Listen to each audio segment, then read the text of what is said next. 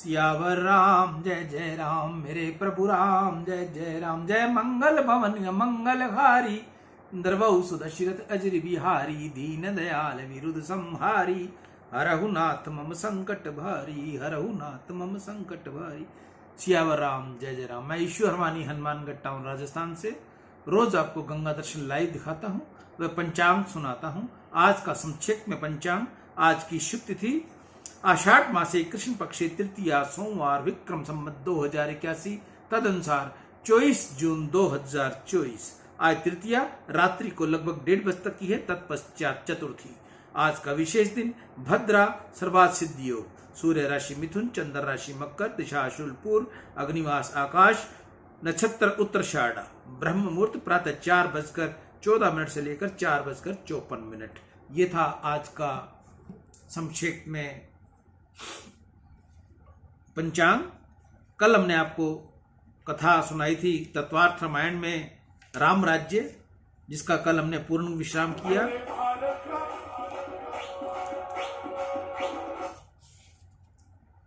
आज हम आपको सुनाने जा रहे हैं काकभूषणी जी और गरुड़ जी। इसके बाद में एक अध्याय और रहेगा, तुम कौन। तुम कौन के बाद में तत्वार्थ रामायण का पूर्ण विश्राम हो जाएगा।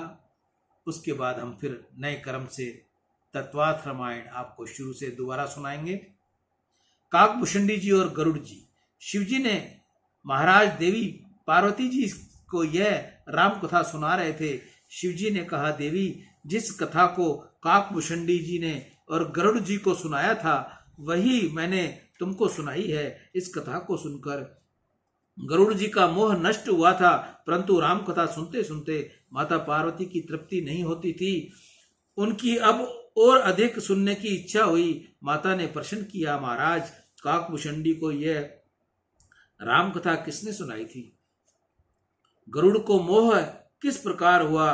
गरुड़ तो परमात्मा का वाहन है। गरुड़ महाज्ञानी गुण राशि, हरि सेवक अति निकट निवासी। तेई के हेतु काग सन जाई, सुनी कथा मुनि निकर बिहाई। कहो कवन विधि भा संवादा, दो हरि भक्ति काग उर्गादा। माता जी का प्रश्न सुनकर भगवान शंकर को आनंद हुआ। शिवजी ने पार्वती मां से काकभूषणी की कथा कहना आरंभ किया। काकभूषणी की महिमा का कौन वर्णन कर सकता है? हिमालय के पास नीलाचल नाम का पर्वत है, वहां काकभूषणी जी विराजते थे। उनका आश्रम इतना दिव्य था कि वहां कलयुग का प्रवेश नहीं था। नील पर्वत के 4 शिखर थे, प्रत्येक शिखर पर एक एक वृक्ष था। एक शिखर पर वट, दूसरे शिखर पर पीपल, तीसरे पर पाकड़ और चौथे पर शिखर पर आम का वृक्ष था। पीपल के वृक्ष तले बैठकर काकभूषणी जी 3 घंटे राम नाम का ध्यान करते। उसके उपरांत आम के वृक्ष के तले बैठकर 3 घंटे सीताराम जी की मानस सेवा करते। मानसी सेवा से विशेष ध्यान रखना चाहिए कि मन कोई लौकिक विचार न करे। मन की धारणा निरंतर भगवान के चरणों में रहनी चाहिए। काकभूषणी जी मानसी सेवा में ठाकुर जी का श्रृंगार करते, माला अर्पण करते, सहस्त्र नाम का पाठ करते, तुलसी जी को अर्पण करते। प्रथम 3 घंटे ध्यान, तदुपरांत 3 घंटे मानसी सेवा, उसके उपरांत 3 घंटे पाकड़ के वृक्ष के नीचे श्री राम नाम का जप करते। उसके पश्चात 3 घंटे वे वट वृक्ष के नीचे बैठकर राम कथा कहते थे। अनेक प्रकार के पक्षी कथा श्रवण करने को आते। काकभूषणी जी संपूर्ण दिन भक्ति में लीन रहते। कथा, कीर्तन, ध्यान, जप और सेवा में ही रहते थे। माया का प्रवेश इनके आश्रम में नहीं था।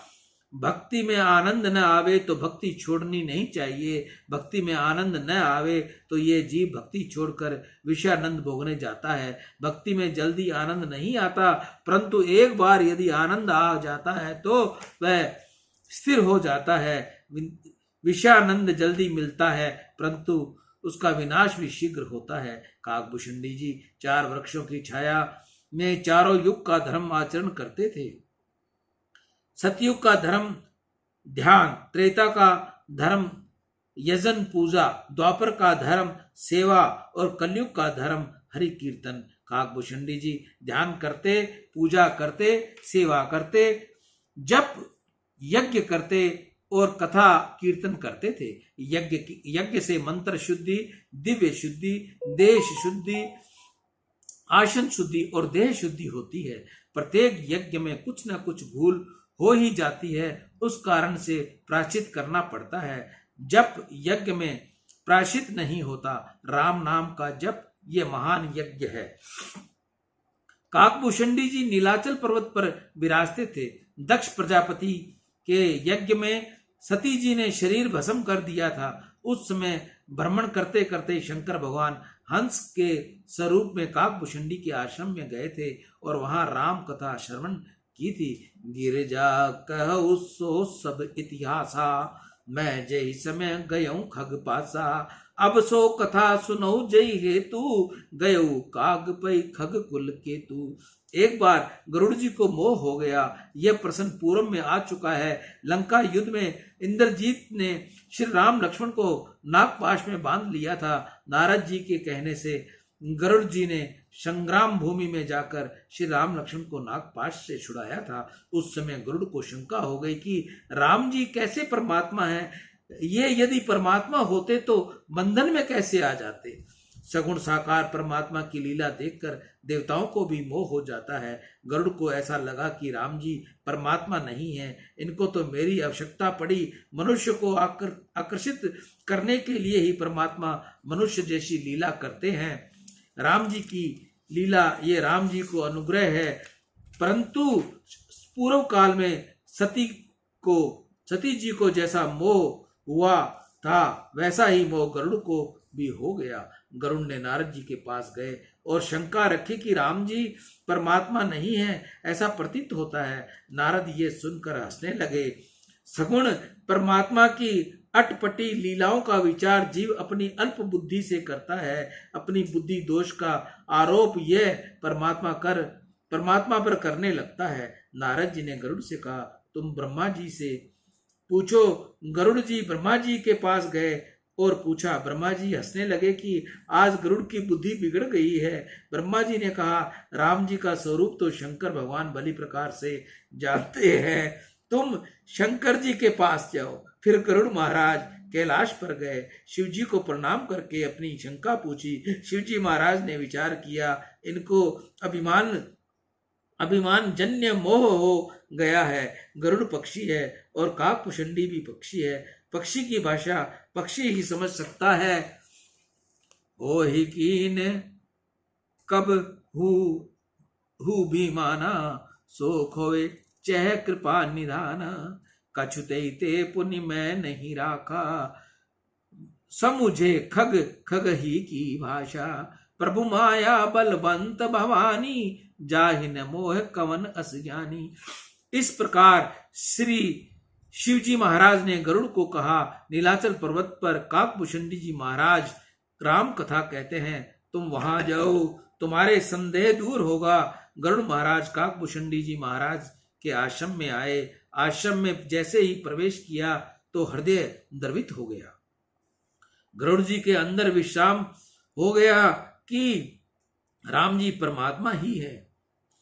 मेरी ही बुद्धि बिगड़ गई थी। काकभूषणी जी महाराज के आश्रम में प्रवेश करते ही अज्ञान दूर हो गया।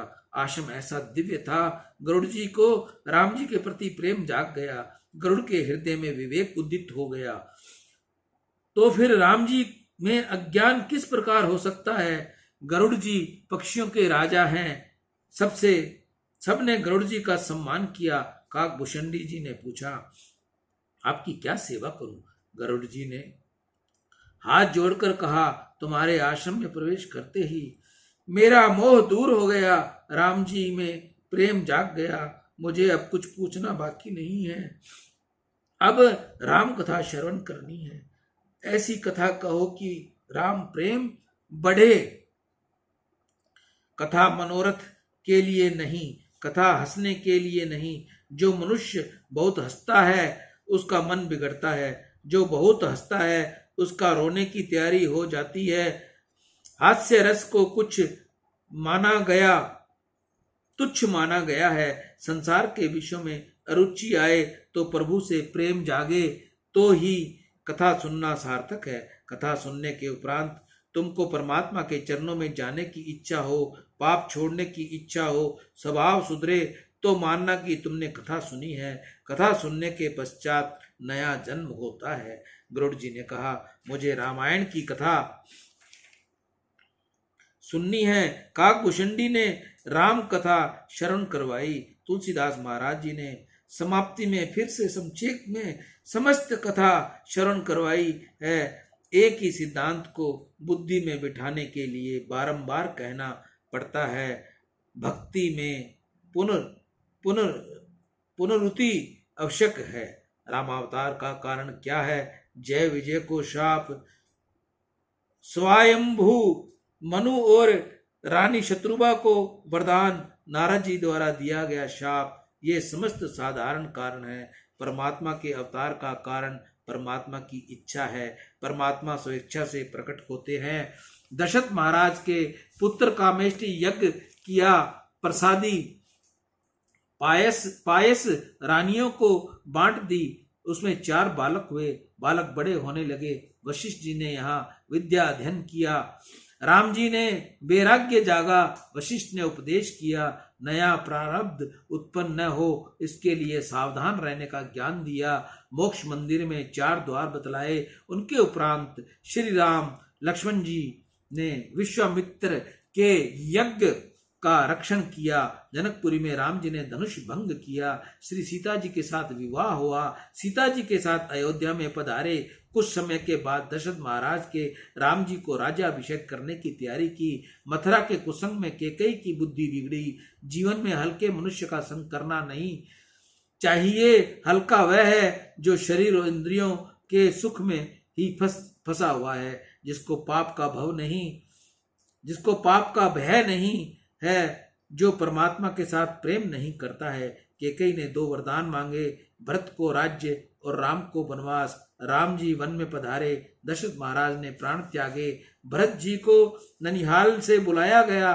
भरत जी ने आकर श्रद्धाधिक विधि से भरत जी के राज्य अस्वीकार कर दिया।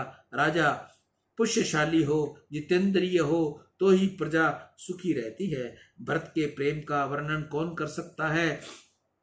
चित्रकूट के पत्थर भी भरत जी के प्रेम को देखकर पिघल गए। राम जी और भरत जी का मिलन हुआ। राम जी ने पादुकाएं दी, भरत जी को राज्य करने की आज्ञा दी। भरत जी ने पादुकाएं अयोध्या की गद्दी पर पधराई। आज्ञा अनुसार 14 वर्ष तक भरत जी ने राज्यभार वहन किया।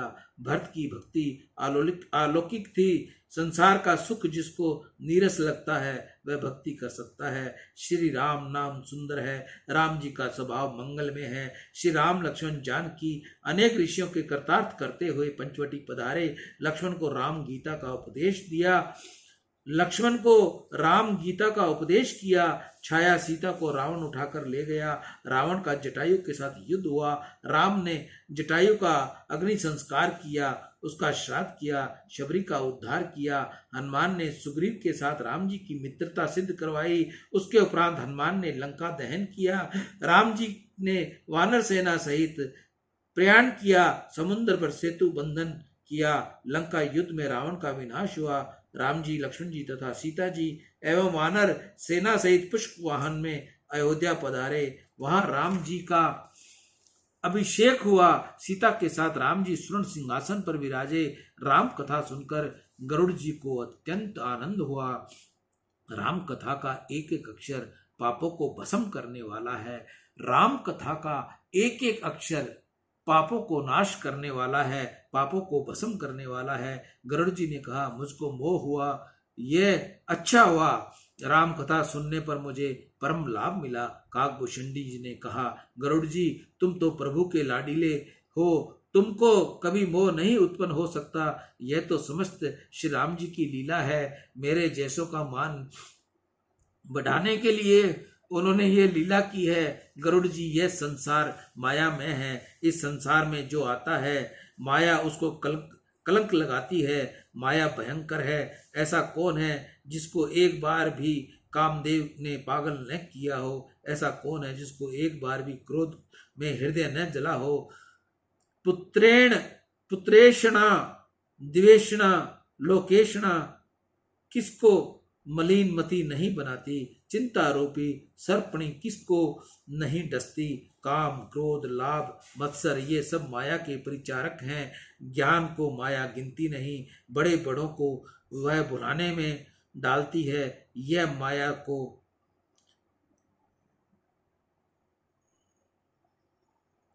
माया राम जी की दासी है। जो राम जी की सेवा करते हैं उनको माया त्रास देती नहीं। माया स्त्री है, ज्ञान पुरुष है। ज्ञान को माया गांठती नहीं। ज्ञानियों को माया सताती है, परंतु माया और भक्ति दोनों स्त्रियां हैं।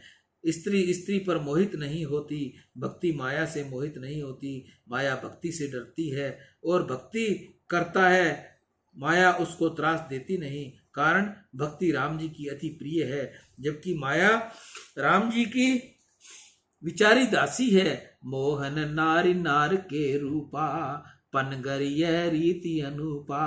माया भक्ति सुनहु तुम दोहु, नारी ब्रग जाने सबको। पुनि रघुबीर भक्ति प्यारी, माया खलु नर्तकी बिचारी। भगत ही सानुकुल रघुराया, ताते ते ही डरपही अति माया। माया भक्त को कष्ट देती नहीं, ज्ञानी को सताती है। गरुड़ जी तुमको ही मोह हुआ हो ऐसा नहीं। एक बार माया ने मुझे भी त्रासित किया था। मुझे अपने अनेक जन्मों की कथा याद है। मेरे इष्ट देव बालक राम थे। इष्ट देव मम बालक रामा।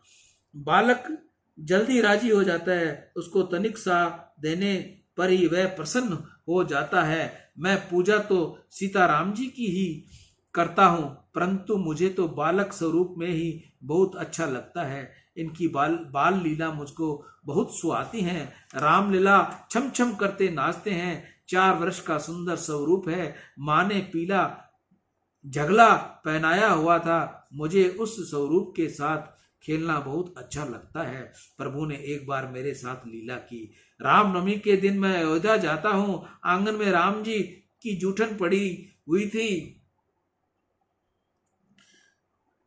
हुई मिली, उसे मैं खा जाता। राम जी को वंदन करके उसके पास जाता हूँ तो राम जी दूर भागने लगते हैं। मैं दूर जाने लगता हूँ तो राम जी रोने लगते हैं और मुझे मालपुआ दिखाने लगते हैं। मेरे साथ राम जी इसी प्रकार से लीला करते करते मैं राम जी के साथ ही खेलता। मेरे ऊपर राम जी की अत्यंत कृपा थी, परंतु किसी को भी इसका पता नहीं था कि महाराज दशरथ अथवा कौशल्या माता, किसी को भी इसका भेद पता न था। मैं नित्य प्रति राम जी के साथ इस प्रकार खेलता। एक दिन मुझे शंका हुई कि यह राम बालक है अथवा परमात्मा है। मैं आकाश में उड़ जाता हूँ तो राम रोने क्यों लगते हैं। मुझे शंका हुई कि राम जी परमात्मा नहीं है। उसी समय मैं आकाश में उड़ा तो राम जी ने मुझे पकड़ने को अपने हाथ लंबे किए। मैं आकाश में उड़ता ब्रह्मलोक तक चला गया। मेरे पीछे पीछे राम जी की भुजाएं आती रही। मैं जहां जाता वहीं राम जी की भुजाएं मेरे पीछे आ रही थी। राम जी की भुजाएं और मुझको 2 अंगुल का अंतर था। ये जीव निर्माण अथवा निर्मोह बनता है तभी प्रभु के हाथों में आ पाता है।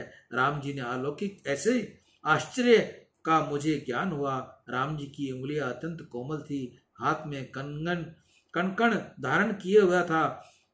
इस दृश्य से मैं बहुत घबराने लगा और ब्रह्मलोक तक गया हुआ वहां से सीधा अयोध्या में राम जी के आंगन में आकर नीचे गिरा। राम जी ने मुझे देखकर हंसने लगे। मुझे ऐसा अनुभव हुआ कि राम जी के पेट में चला गया हूँ। ब्रह्मलोक, कैलाश, मेरा नीलाचल पर्वत, सभी स्थानों को मैंने राम जी के पेट में देखा तो घड़ी में ही समस्त ब्रह्मांडों के दर्शन मुझे राम जी के पेट में हो गए। इस प्रकार इस सबको देखकर मुझे अत्यंत आश्चर्य हुआ। सभी लोग भिन्न भिन्न दिखाई पड़े, परंतु सब में मुझे बालक राम एक ही दिखाई दिए। मैं थक गया, घबराया। उसी समय प्रभु ने सीमित हास्य किया और मैं राम जी के मुख से बाहर आ गया। मैं उनके चरणों में गिर पड़ा। राम जी ने अपना हाथ मेरे मस्तक पर पधराया। मुझे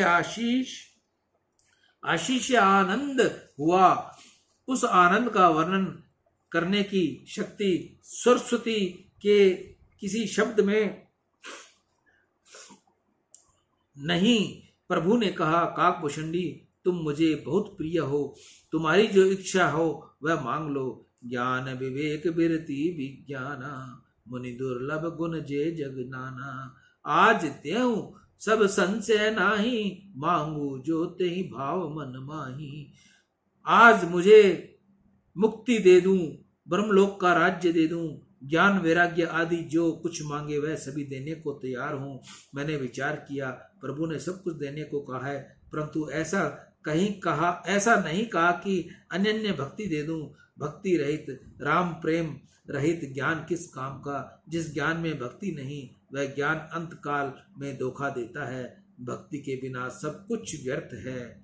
सुन लो मेरे भाइयों, भक्ति के बिना सब कुछ व्यर्थ है। सभी सद्गुण की जननी तो भक्ति है। जहाँ भक्ति है वहीं समस्त सद्गुण आते हैं, जहाँ भक्ति नहीं होती वहाँ समस्त दुर्गुण आते हैं। मैंने राम जी से मांगा कि मुझे अनन्य भक्ति दीजिए, राम चरणों में मेरी प्रीति रहे। सीता राम चरण रति मोरे, अनुदिन बढ़हु अनुग्रह तोरे। राम जी ने मेरे मस्तक पर हाथ फेरे, बोले तू मेरे स्वरूप को अच्छी तरह जानता है, मेरे स्वभाव को भी जानता है। जो मेरे स्वरूप को ठीक ठीक जानता है वह भक्ति के अतिरिक्त और कुछ नहीं मांगता। भक्ति भगवान के लिए करो, भगवान से अनन्य कुछ मांगना नहीं। भक्ति रहित ज्ञान व्यर्थ है, ऐसा मुझे विश्वास हो गया, इसलिए मैंने केवल भक्ति ही मांगी। राम ने कहा, तू जहां भी रहेगा वहां मेरी माया नहीं आएगी, तू निरंतर मेरी भक्ति करेगा। तत्पश्चात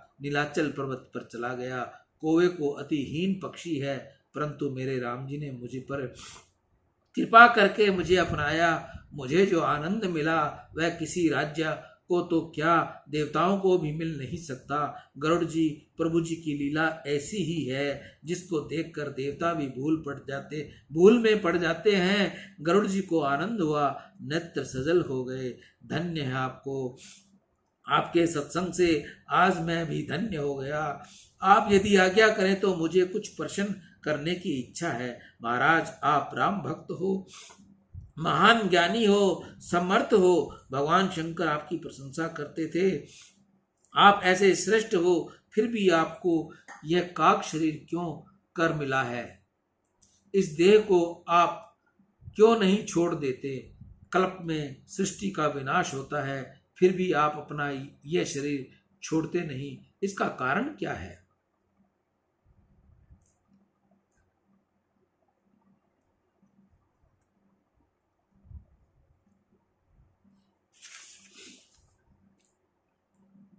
काकभूषणी जी ने कहा, आपने अनेक जन्मों की कथा मुझे याद है। कौवे का शरीर भले ही नीच गणना में हो, परंतु मुझे इसी शरीर में राम भक्ति मिली है, इसलिए मुझे ये शरीर छोड़ना अच्छा नहीं लगता।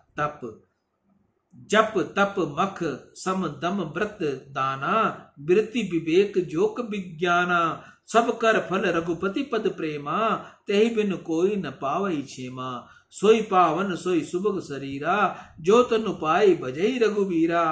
राम भक्ति एहि तन उर जामी, ताते मोह परम प्रिय स्वामी। तजौ न तन निज इच्छा मरना, तनु बिनु वेद भजन नहीं कबरना।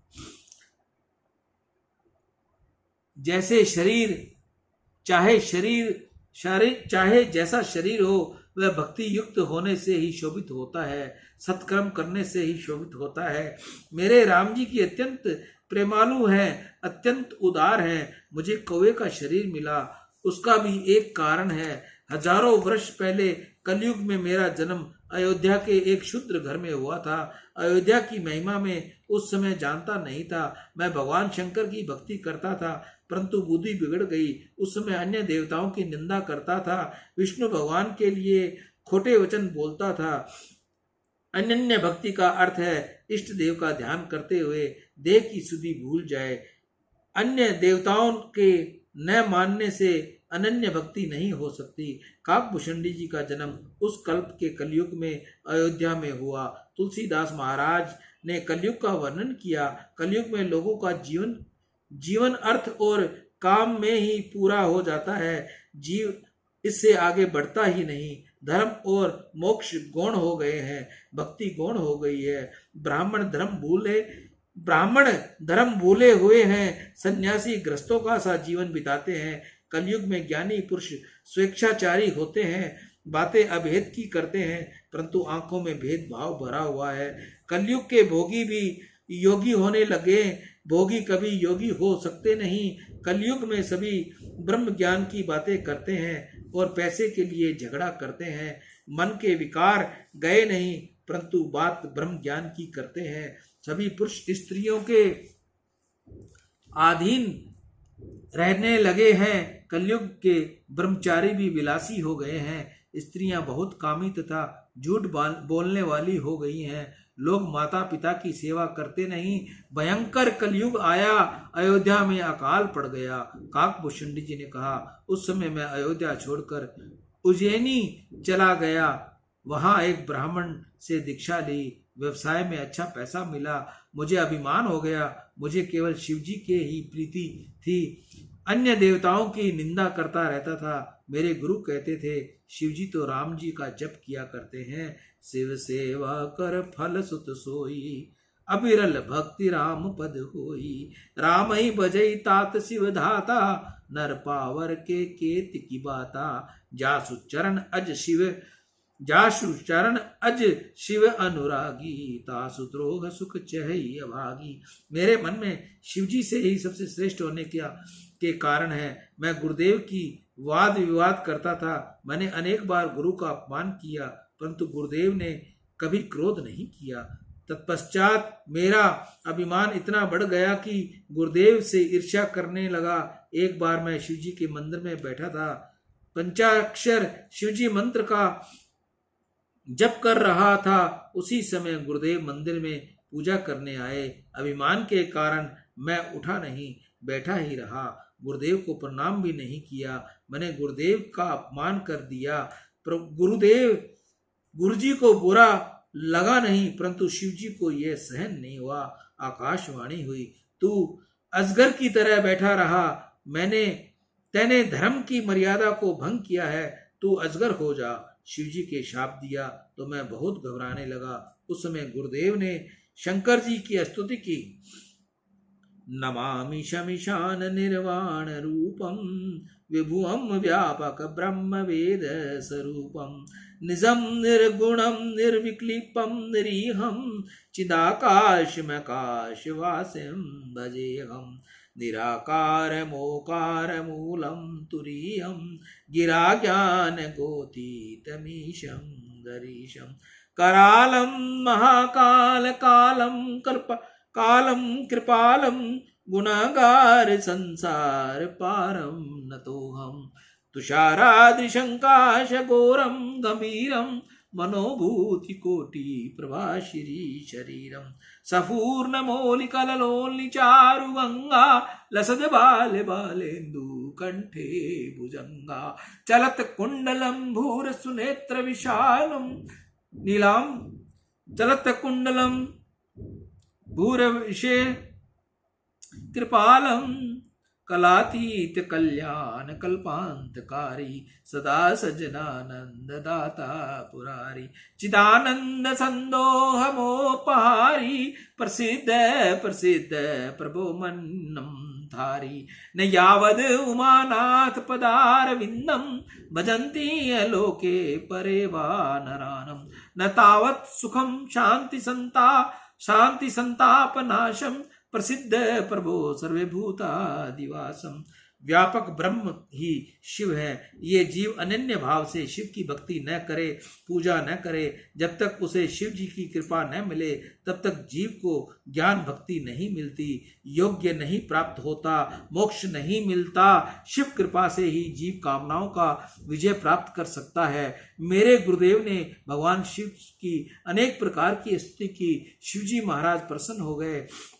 मेरे गुरुदेव जी से कहा, मांगो क्या मांगते हो। गुरुदेव जी ने कहा, मैं सतत आपकी भक्ति करता हूँ, आपसे मैं अनन्य भक्ति का वरदान मांगता हूँ।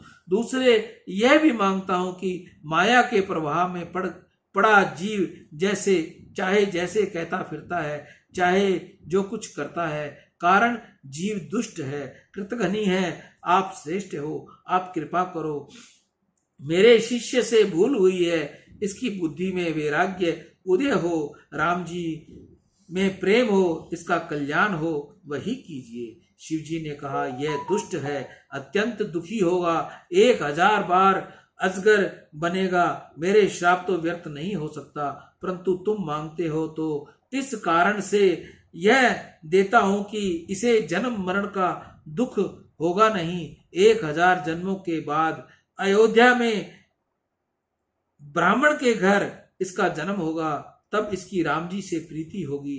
गरुड़ जी, मेरे 1000 जन्म हुए, मैंने देशों में भ्रमित रहा, परंतु अपने गुरुदेव की शांत मूर्ति मैं भूल नहीं सका। 1000 बार अजगर योनि में जन्म मिला, परंतु गुरुदेव की कृपा से जन्म मरण का कुछ भी दुख मुझे प्राप्त नहीं हुआ।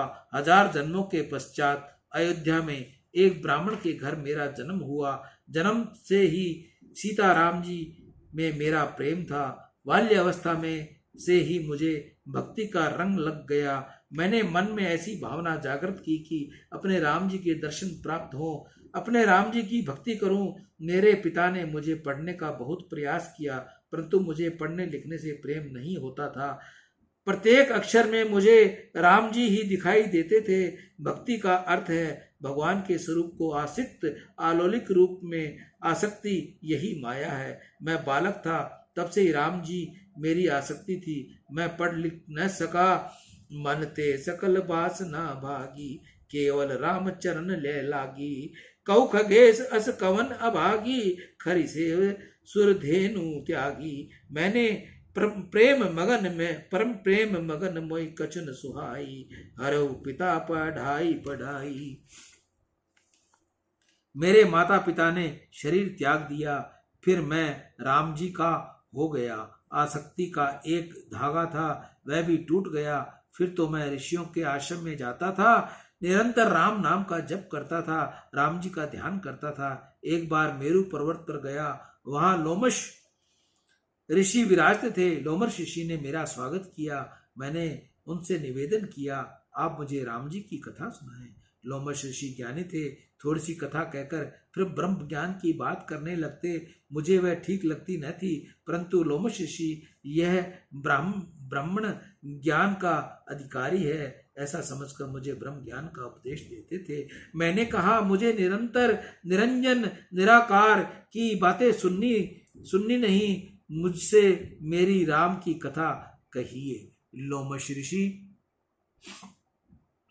ने ब्रह्म ज्ञान का मैं खंडन करने लगा। ज्ञान की अपेक्षा भक्ति श्रेष्ठ है, इस प्रकार से उनसे विवाद करने लगा। लोमश ऋषि को मेरी बात पर क्रोध आ गया। मैंने कहा, क्रोध तो दैत्य में उत्पन्न होता है, आदित्य में क्रोध किस प्रकार हो सकता है? आप बात तो आदित्य की करते हैं, परंतु तुम्हारे रोम रोम में दैत्य भरा हुआ है। आप राम जी की कथा कहो, राम जी के साथ प्रेम करो, आपका हृदय पिघलेगा। उस समय ऋषि का क्रोध बढ़ गया। उन्होंने मुझे श्राप दिया, तू कौवे की तरह बोलता है, तू कौवा हो जा। इस कारण मैं कौवा बना, परंतु श्राप दिए जाने पर मुझे लोमश ऋषि के प्रति कुभाव जागृत न हुआ। मेरे राम लोमश ऋषि में भी हैं। मेरा कल्याण करने के लिए मेरे राम जी ने ऐसा किया है। ऐसा ही भाव मेरे मन में रहा। मैंने ऋषि को प्रणाम किया और कहा, भले ही मैं कौवा हो जाऊं, परंतु मेरी भक्ति राम जी में रहे, ऐसी कृपा कीजिए। मुझे राम जी की कथा सुनाइए, मुझे राम जी का दर्शन हो सके, ऐसा उपाय समझाइए। ऋषि का हृदय पिघल गया। उन्होंने सोचा, मैंने इसे श्राप दिया, उस समय उस पर भी यह मुझे प्रणाम कर रहा है। भक्ति बिना ज्ञान में स्थिरता आती नहीं। लोमश ऋषि को पश्चाताप हुआ कि मैं आदित्य की बात करता हूं, परंतु फिर भी मुझे क्रोध आ गया। धन्य है ये जीव, धन्य है ये जीव। ऋषि ने मुझे राम मंत्र की दीक्षा दी और मुझे राम कथा सुनाई। लोमश ऋषि ने कहा, शिव जी की कृपा से यह रामायण मैंने तुम्हें सुनाई है। शिव सदगुरु है, सबके आचार्य सदा शिव हैं। जो कथा जिस प्रकार शिव जी के लोमश ऋषि को सुनाई थी, वही कथा उन्होंने मुझे सुनाई। गरुड़ जी के प्रश्न किया, कितने ही लोग ज्ञान को श्रेष्ठ मानते हैं, कितने ही भक्ति को श्रेष्ठ मानते हैं। सियावर राम जय जय राम, मेरे प्रभु राम जय जय राम। जय मंगल पवन मंगलहारी, नरवऊ सुदर्शित अजर बिहारी। दीन दयाल विरुद्ध संहारी, हरहु नाथ मम संकट भारी। समय का अभाव है, कथा का प्रसंग बहुत बढ़िया करुणा में चल रहा है। कथा छोड़ने का मन नहीं कर रहा, पर समय बहुत हो चुका है, इसलिए सियावर राम जय जय राम। काकभूषणी जी और गरुड़ की कथा को एक बार मैं यहीं विश्राम दूंगा। कल आपको इसकी आगे की कथा सुनाऊंगा। मैं ईशु हरवानी, हनुमानगढ़ टाउन, राजस्थान से तुलसी की माला गंगा दर्शन से रोज आपको गंगा दर्शन लाइव दिखाता हूँ, पंचांग सुनाता हूँ। एक निवेदन आप सभी माताओं बहनों से, जिन माताओं बहनों ने भाइयों ने तुलसी की पौधे की सेवा की है, सालों साल सेवा की है, आज वो पौधा किसी कारणवश संपूर्ण हो गया है, तो उस पौधे को उखाड़ कर बाग मत फेंकिएगा। उस पौधे को साफ सुथरा कर कर साफ कपड़े में रखकर पूजा के स्थान पर रखिए। वो बहुत गुणकारी है, आपके लिए उपयोगी है। अगर आप चाहो कि उस काष्ठ की मैं आपको तुलसी की माला बना के दूं, तो आप वह माला वह तुलसी काष्ठ मुझ तक भेजिए, मैं आपको उसकी माला बना कर दूंगा। यथा योग्य जो उससे बने, तुलसी की माला बने, सिमरनी बने, कंठी माला बने, मैं आपको बना के दूंगा। बनाने का किसी प्रकार का भी मैं आपसे कोई शुल्क नहीं लूंगा। आने जाने का कोरियर खर्चा वो प्रभु जी आपका होगा। सियावर राम जय जय राम। मैं ईशु हरवानी, हनुमानगढ़ टाउन, राजस्थान से। राम।